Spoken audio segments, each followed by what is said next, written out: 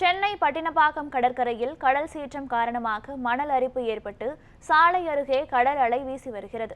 இது தொடர்பான கூடுதல் தகவல்களை நமது செய்தியாளர் இந்துமதியிடம் கேட்கலாம். இந்துமதி, வணக்கம். இது குறித்த விவரங்கள் என்ன? பதிவு பண்ணுங்க. வணக்கம் பிரியா. பட்டினப்பாக்கத்தில் சாலை அருகே தற்போது கடல் அலை சீற்றத்துடன் வீசி வருகிறது. அதாவது அதிக சீற்றம் காரணமாக பட்டினப்பாக்கம் கடற்கரை பகுதியில் மணல் அரிப்பு ஏற்பட்டு சுமார் 50 மீட்டர் தொலைவுக்கு கடல் நீர் வெளியேறி உள்ளது.